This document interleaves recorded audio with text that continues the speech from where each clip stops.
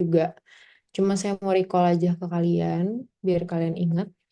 Jadi di sini setelah tadi kita sudah tahu gimana cara menentukan yang unik, gimana cara tahu eh, parity-nya, itu ada yang namanya defining a brand mantra.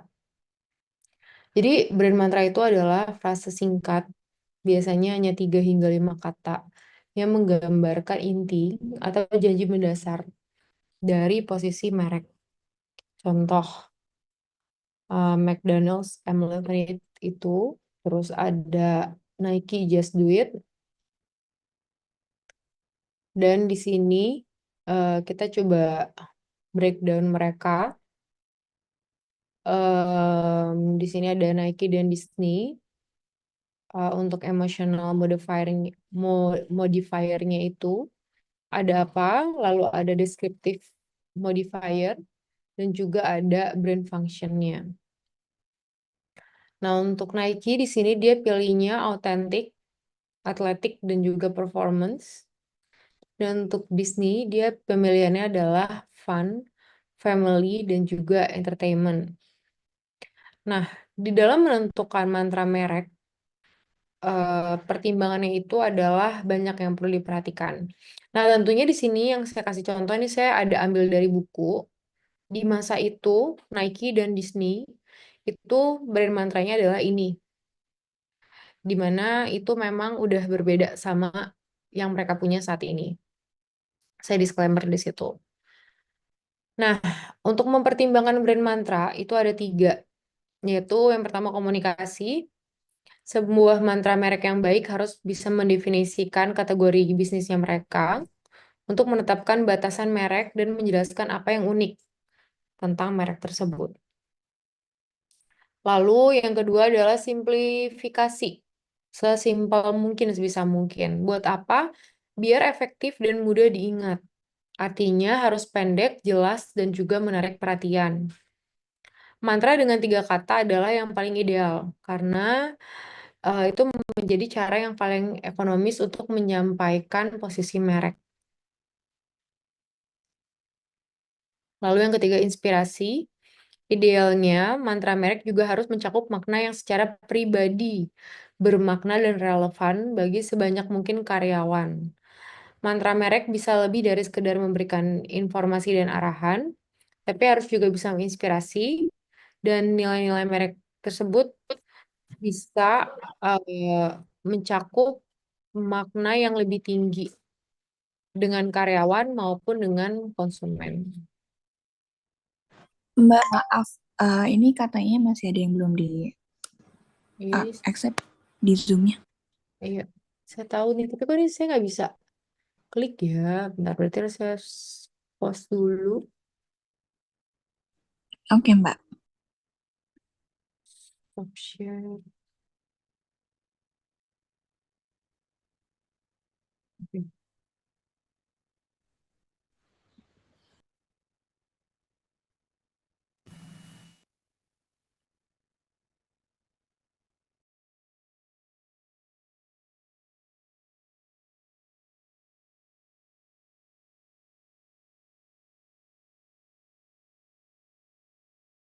Udah ya, saya share screen lagi ya.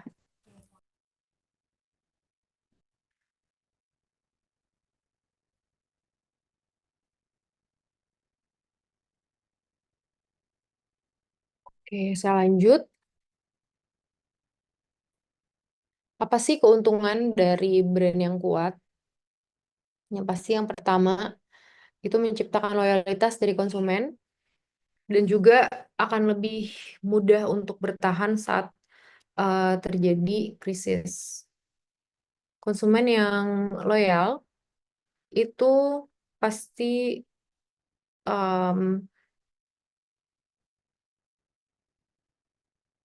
itu konsumen yang loyal itu sangat sulit untuk merubah preferensinya mereka dalam memilih brand gitu. Dan dengan brand yang kuat, kalau kita mengalami krisis, seenggaknya kita punya orang-orang yang loyal yang masih mau bertahan dan masih mau menggunakan produk kita. Lalu, merek dengan citra positif biasanya akan lebih mampu mengatasi krisis, em, atau kalau misalnya pun terjadi apapun yang tidak sampai ke krisis, itu dalam pengelolaan atau dalam menghadapi kasus tersebut, itu nanti strategi yang digunakan bisa lebih efektif dan bisa lebih diterima oleh masyarakat. Lalu yang kedua, pastinya meningkatkan efektivitas komunikasi pemasaran. Nah, di sini ada yang namanya kesadaran merek atau brand awareness. Brand awareness yang tinggi itu juga bisa membantu konsumen melewati berbagai tahap dalam model hierarki efek pemasaran.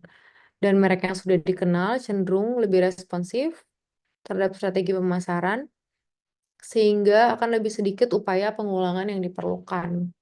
Seperti itu. Pasti kalau misalnya ada brand-brand besar yang lagi bikin apa namanya kampanye, contoh misal kayak Unilever, dia nggak harus setiap bulan tuh bikin activity marketing communication. Kenapa? Karena ya brand awareness orang-orang terhadap Unilever ini udah cukup tinggi. Sehingga kalau mereka hanya relaunch atau ganti packaging, mereka tuh nggak terlalu melakukan pemasaran yang besar-besaran gitu. Cukup dengan billboard, tapi biayanya tetap tetap akan jadi banyak sih gitu. Atau cukup taruh POP banner aja di store-nya kayak gitu. Lalu peluang ekstensi merek dan lisensi. Nah, merek yang kuat itu bisa dimanfaatkan untuk melakukan ekstensi merek ke kategori baru atau melisensikan merek untuk digunakan dalam produk lain. Contoh, kalau ekstensi produk yang dimaksud itu sebenarnya saat dia itu mau masuk ke kategori baru. Misalnya brand Coach punya tas, tapi dia mau ekstensi nih ke ranah yang baru, yaitu cafe. Ya udah, mereka tinggal bikin Coach Cafe dan orang-orang udah auto mau datang aja karena memang mereknya sudah kuat di situ. Lalu untuk melisensikan itu seperti apa, Mbak? Ya, contoh kayak Disney. Orang-orang kalau misalnya mau collab, masukin karakter Disney yang original, itu dia harus bayar lisensi milik Disney gitu. Semenguntungkan itulah di saat uh, brand kita tuh sangat kuat di mata konsumen. Dan penelitian juga menunjukkan bahwa merek yang bisa melakukan ekstensi dan bahkan bisa melakukan lisensi ini memang merupakan produk yang sukses dan eh, sangat kuat hubungannya dengan konsumen. Dan konsumen pun saat mereka melakukan apapun itu aktivitasnya atau aktivitinya, pasti akan memberikan reaksi yang positif kepada brandnya. Seperti itu. Nah, ini beberapa brand yang udah besar-besar banget, yang kalau mau ngapain aja tuh orang ikut gitu, sesuai dengan pasarnya ya. Nah, ini summary-nya. Jadi brand equity itu merujuk pada dampak pengetahuan merek terhadap respon konsumen dan juga upaya pemasaran. Brand knowledge terdiri dari kesadaran merek dan citra merek, dengan terakhir itu adalah persepsi yang dimiliki konsumen dalam ingatan mereka.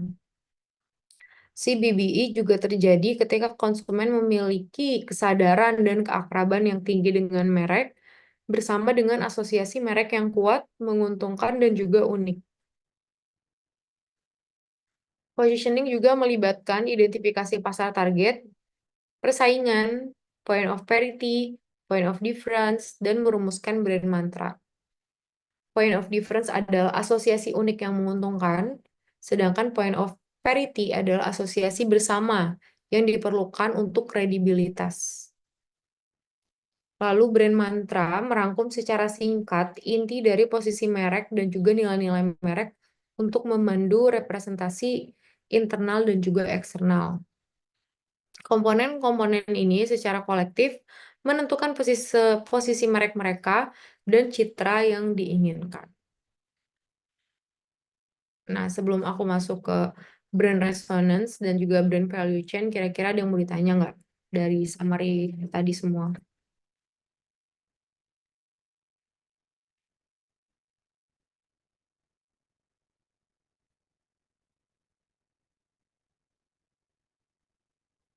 Benar ya, nggak ada ya.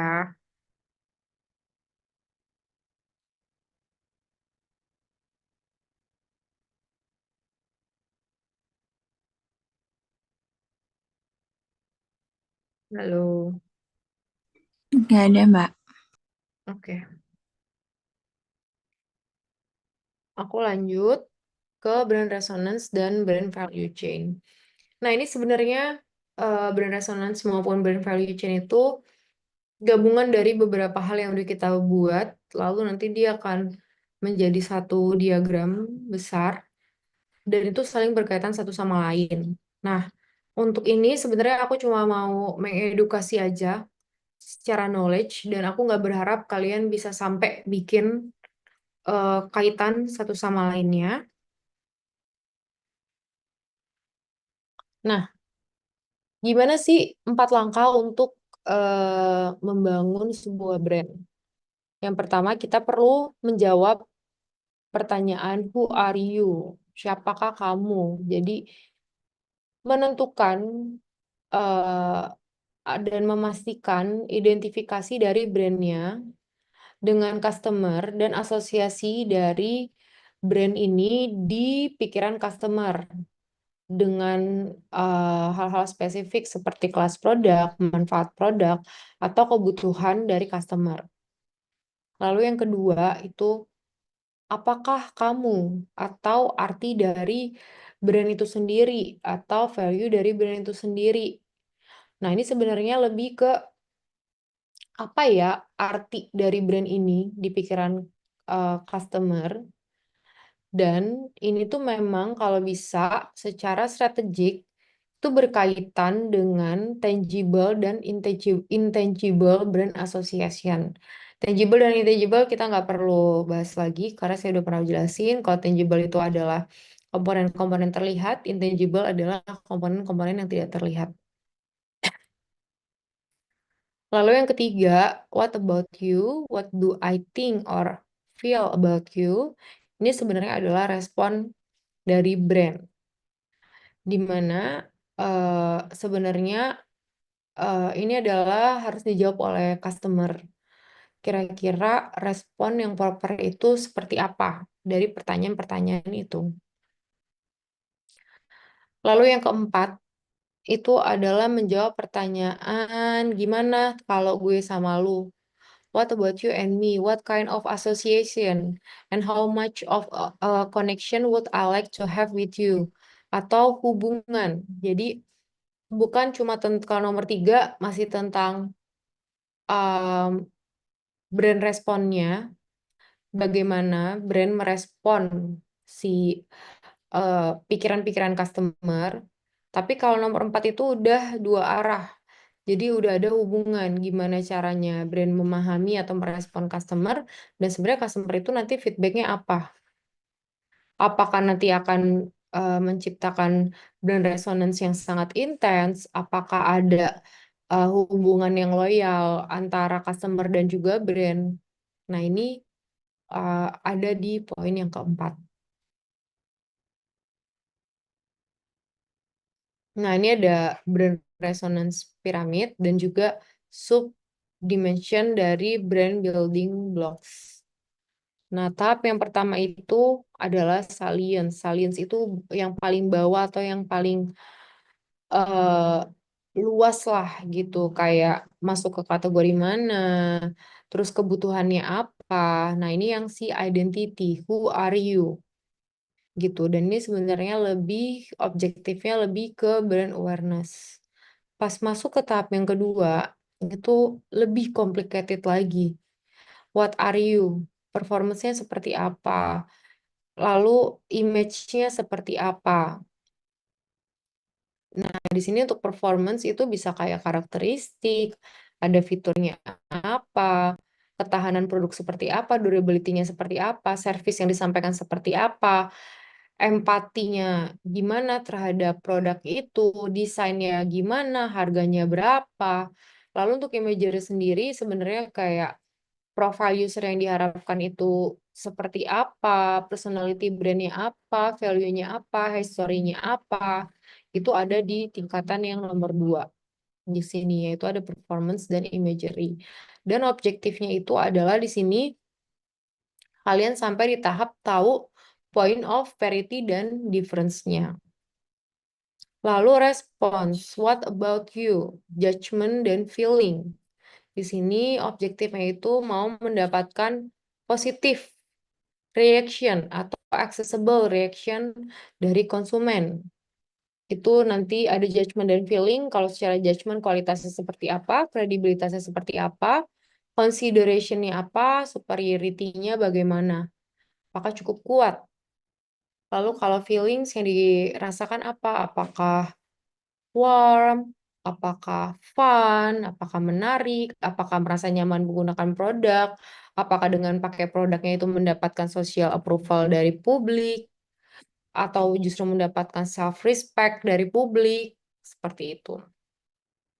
Nah, untuk yang paling atas itu resonance yang paling tinggi. Ini stage-nya tuh lebih ke relations. Jadi kayak apa yang brand rasakan dan apa yang konsumen rasakan.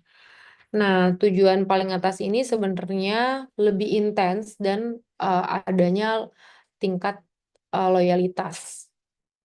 Nah, resonance itu ada loyalitas, ada attachment, ada community, ada engagement.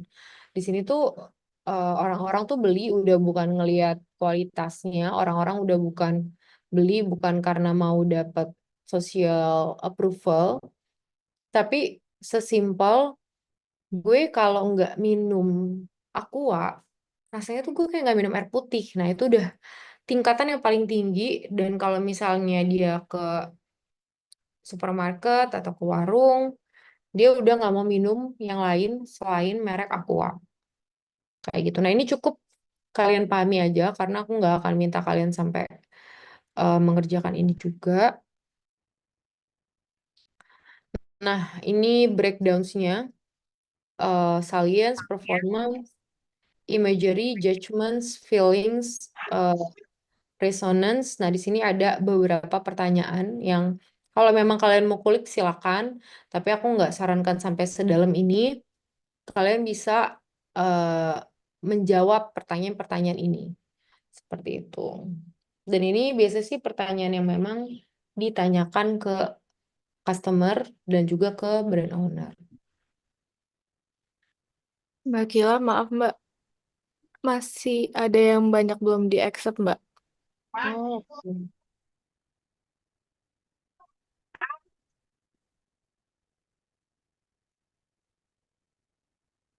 Ini aku harus stop dulu ya. Di mana?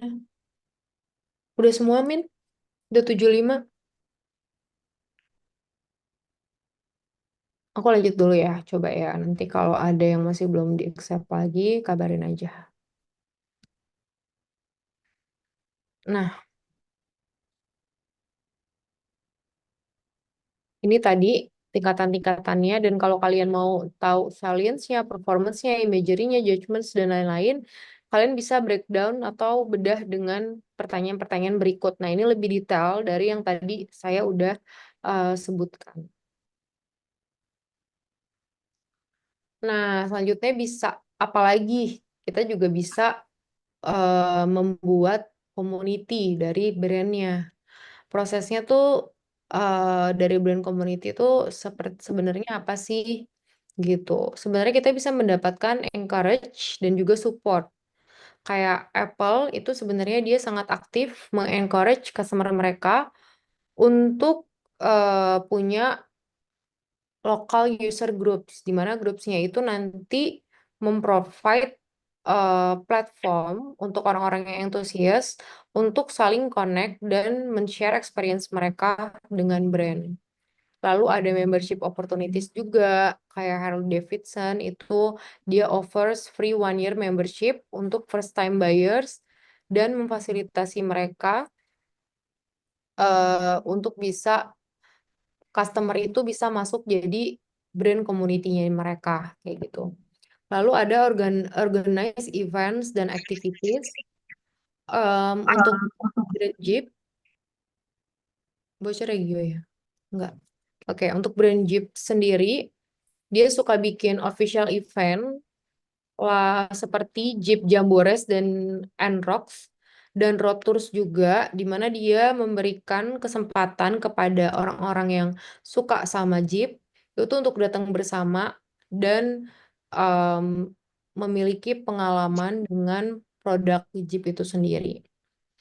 Lalu ada juga yang melalui online platform di mana mereka maintain community-nya itu melalui online platform seperti ada Apple website, Harley Davidson HOG website, dan nanti di sini akan memprovide informasi, resources, dan juga sense of belonging dari brand community itu sendiri. Lalu manfaatnya apa biasanya yang diberikan brand kepada community yang bergabung? Itu yang pasti mereka saling sharing informasi. Terus nanti bisa jadi networking dan friendship juga antar anggota. Boleh di-mute?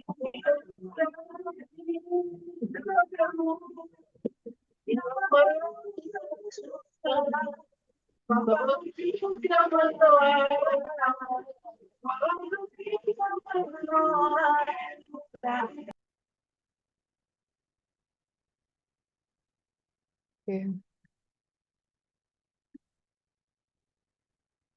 Terus biasanya kalau community itu bisa dapat eh, eksklusif diskon juga, program-program khusus yang hanya ada di community.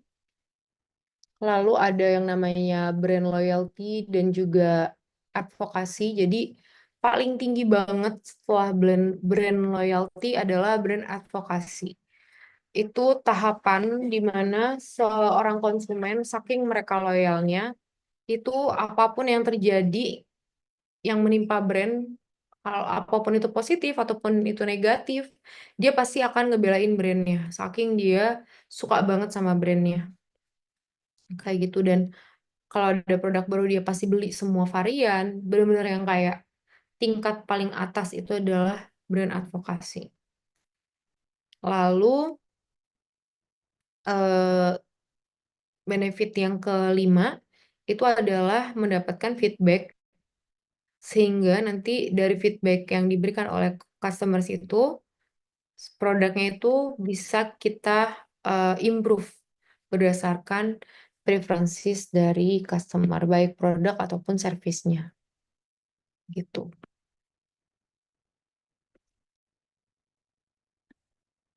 Nah, ini yang namanya brand value chain. Tadi kalian lihat ada brand resonance model di sini. Di bawah sini yang saya bilang level 2 itu ada yang namanya brand positioning model, ada points of parity dan points of difference. Lalu di sini itu masuk ke sampai bisa berresonance itu masuk ke brand value chain model. Ada marketing activity, ada customer mindset, ada market performance, ada shareholder value.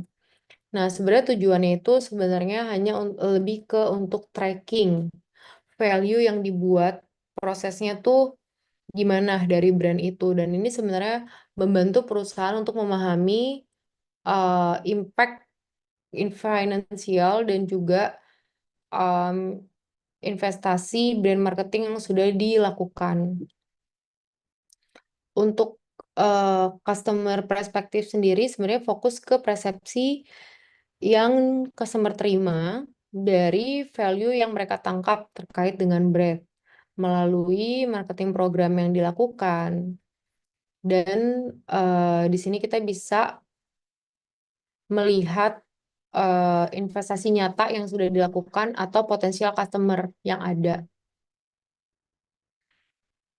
Lalu untuk marketing program sendiri, di sini bisa marketing activities yang bisa mempengaruhi pikirannya customer terkait dengan brand, pemikiran-pemikiran, feeling, pengalaman, persepsi, dan juga attitude. Seperti itu. Itu kurang lebih untuk brand value chain. Yang penting kalian tahu aja kalau misalnya tahapannya tuh sekompleks ini sampai sebuah brand itu sangat dikenal secara luas di masyarakat.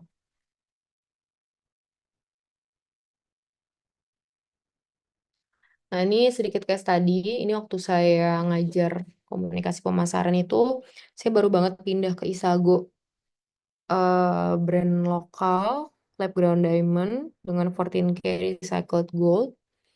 Nah, ini saya coba breakdown brand resonance untuk Isago. Who are you? Nah, Isago itu sebenarnya eh, menyampaikan tentang diri mereka itu adalah conscious luxury, blending fashion forward design dengan effortless elegance, dan sebenarnya value yang mau di represent itu adalah sustainability, innovation, dan juga timeless sophistication. Lalu brand meaning, what are you?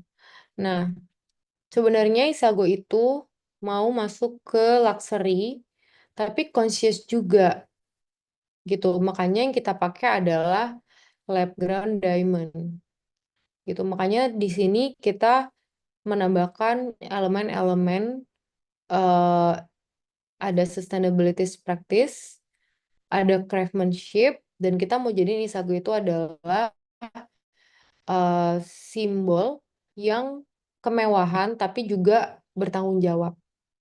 Dan juga ada unsur kesadaran di sana bahwa kalau pakai produknya Isago itu kita sadar bahwa kita memakai produk yang memang lebih ramah lingkungan. Kenapa? Karena produknya itu menggunakan lab ground diamond dan juga recycled gold atau emas yang didaur ulang.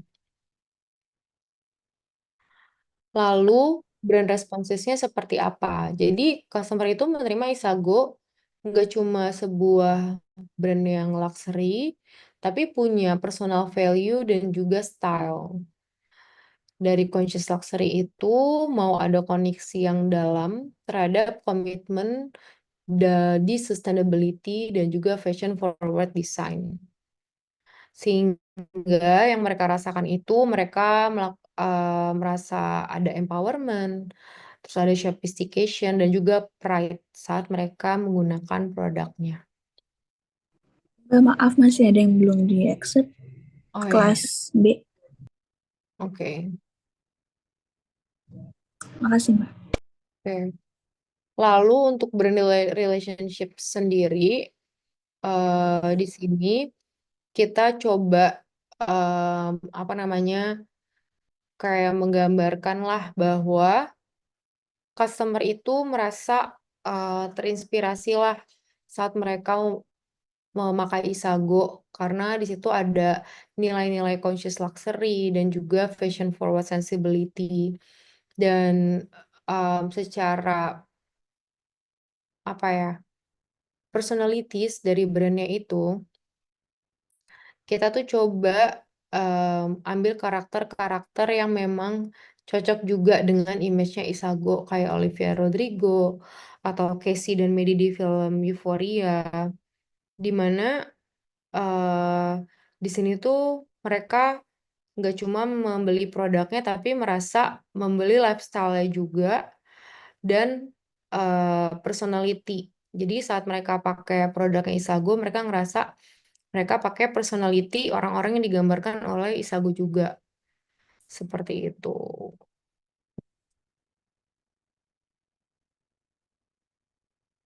Selanjutnya untuk brand elements, saya yakin kalian udah pada tahu juga, waktu itu udah pernah saya jelasin.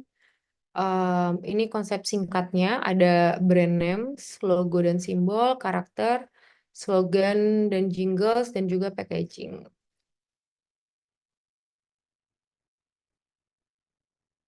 Nah, ini kayaknya saya juga udah pernah kasih kalian six brand kriteria. Itu ada brand elemen, kriterianya nanti kalian bisa bikin um, memorability, meaningfulness, likability, transferability, adaptability, protectability. Saya nggak usah jelasin lagi karena itu udah pernah saya jelasin. Dan ini sebenarnya kalian nggak perlu masuk ke semua kriteria. Kalian bisa ngambil satu atau dua aja. Seperti itu. Nah, ini yang tadi saya jelasin terkait dengan case tadi. Rebranding. Jadi ada merek jus namanya Tropicana di tahun 2009 di North America. Jadi ini tuh minuman yang pure 100% isinya tuh jeruk.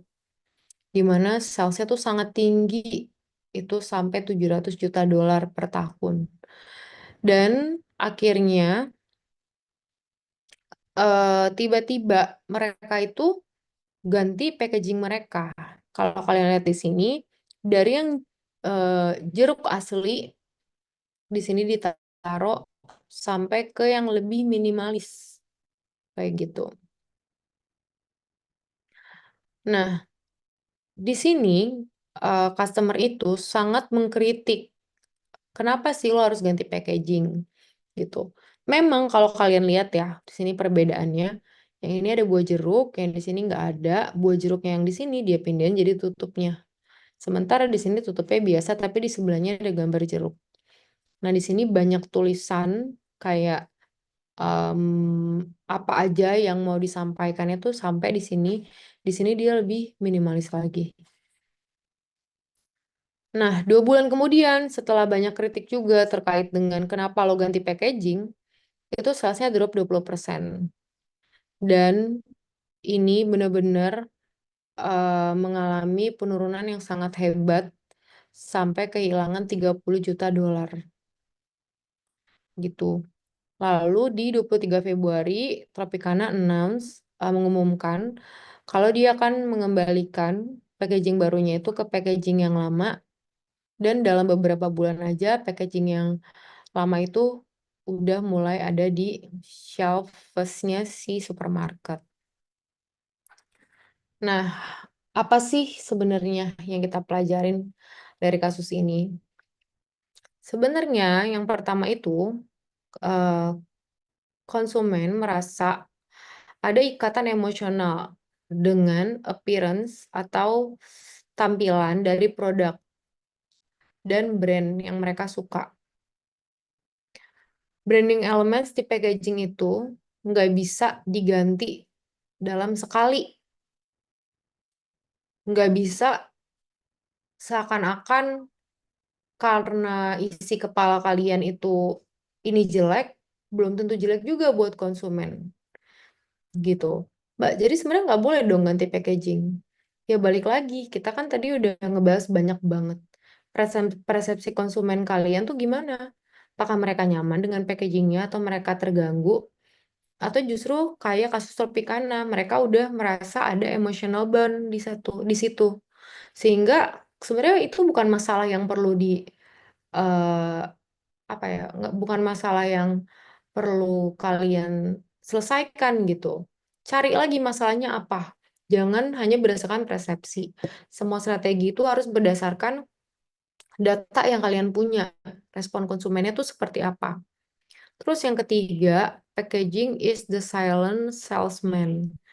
Nah, ini jelas banget ya. Kalau misalnya kalian datang ke rak supermarket, kalian udah tahu desain mana yang, maksudnya sorry, produk mana dengan gambaran desain di kepala kalian tuh kalian pasti akan auto langsung ambil aja gitu loh. Tanpa kalian pilih-pilih lagi. Nah, bahkan orang-orang juga, padahal ini cuma ganti packaging, tapi pasti ada juga persepsi di kepala kalian, rasanya berubah nggak ya? Ada lagi nggak ya yang berubah? Kualitasnya berbeda nggak ya? Gitu. Jadi, memang packaging itu is the silent salesman. Dengan dia nggak ngapa-ngapain aja, karena kalian udah tahu itu produknya, ya udah kalian ambil si produk itu. Lalu yang keempat, advertising and packaging design have different communication rules. Nah, di sini mau dijelasin, iklan sama packaging design itu punya rules yang berbeda. Lo kalau misalnya advertising mau yang minimalis, yang message-nya itu adalah in your face, gede-gede, kayak lebih simple, kayak yang packaging baru ini, ya kenapa lo nggak jadiin advertisement aja? Ngapain lo ganti packaging? Padahal packaging itu bukan masalah yang dimiliki oleh brandnya gitu.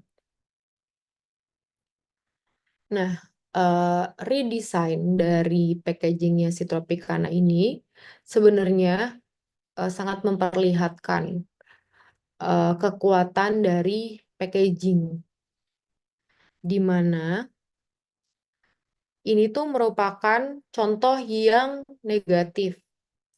Penting banget buat kita tahu bahwa pikiran, bahwa kekuatan pikiran dari customer itu sangat berpengaruh, atau persepsi dari customer itu sangat berpengaruh kuat dalam pengambilan keputusan mereka, dalam penentuan arah mereka mau beli atau enggak produknya, mau ikut atau enggak campaign-nya, kayak gitu. Dah, sampai sini cukup. Ada yang mau ditanya? Kalau nggak ada, saya mau lanjut menjelaskan grup presentation yang akan dilakukan di minggu depan.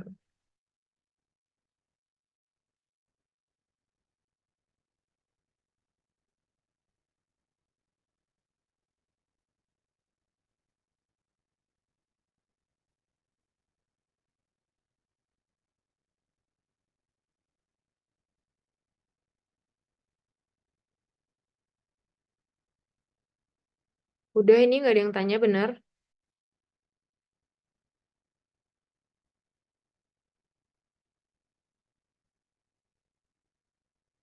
Hmm. Oke, jadi minggu depan saya minta kalian presentasi. Minggu depan tuh tanggal berapa ya? 15.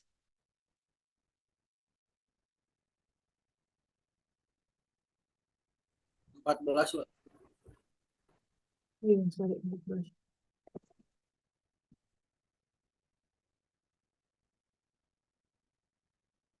Jadi saya minta kalian udah dapat UMKM masing-masing, terus nanti tentuin beberapa hal, ada brand positioning, competitive landscape, STP, dan lain-lain. Di sini nanti ada 7 poin.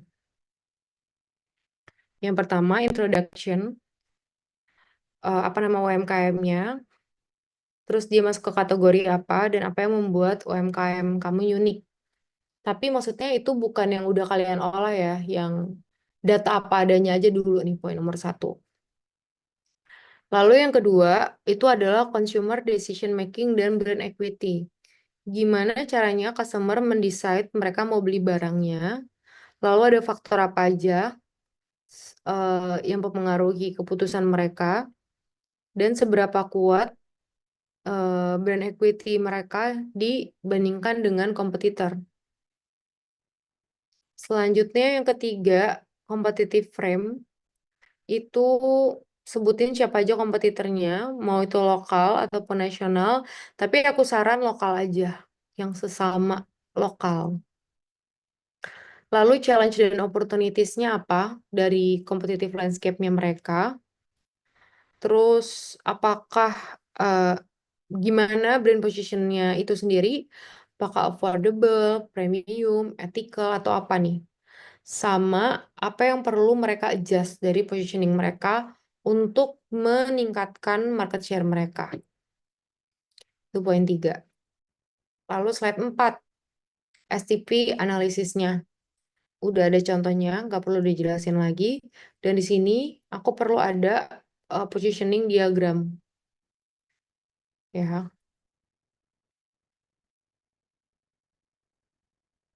Dan nanti kalau kalian misalnya di sini pilihnya X-nya misalnya price vs quality Mbak, mass vs niche.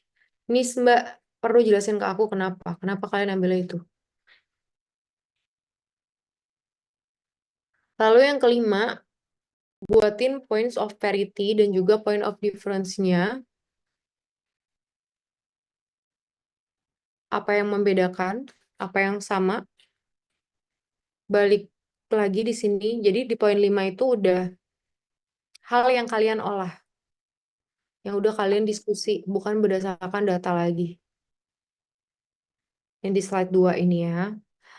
Lalu marketing dan growth strateginya, ini kalian bedah lagi channel yang dipakai apa, seberapa efektif sosial media mereka, influencernya, atau offline strategi yang pernah dipakai, dan kalian perlu merekomendasikan apa yang mau kalian lakukan untuk melakukan improve dan positioningnya.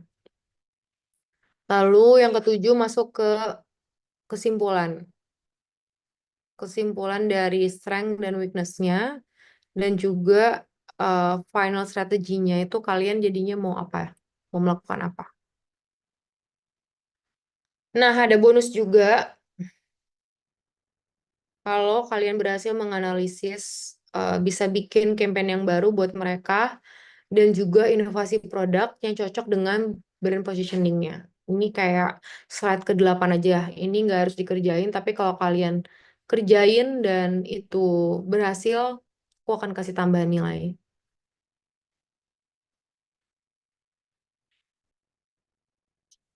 Sampai sini ada yang pertanyaan? Mbak izin bertanya Mbak, Boleh, Val. untuk datanya itu nanti rekomendasi metode dari Mbak untuk kita dapat datanya tuh gimana ya Mbak? Apakah kita survei? Apakah kita cukup dengan desktop research aja? Survei kayaknya sangat penting ya. Tapi kan nggak tahu eh, foundernya itu mau kasih apa enggak ke kalian kan, customernya untuk ngobrol. Paling penting itu adalah data wawancara. Kalian dapat dari hasil wawancara dulu, habis itu baru kalian ajukan survei ke mereka. Boleh nggak kalian mensurvei marketnya mereka gitu. Karena ini penting juga untuk membantu mereka memperkuat brandnya. Dijelasin aja gitu. Tapi kalau mereka nggak boleh survei, ya udah manfaatin data yang kamu punya aja sih, Val. Oke Mbak, baik. Terima kasih. Oke.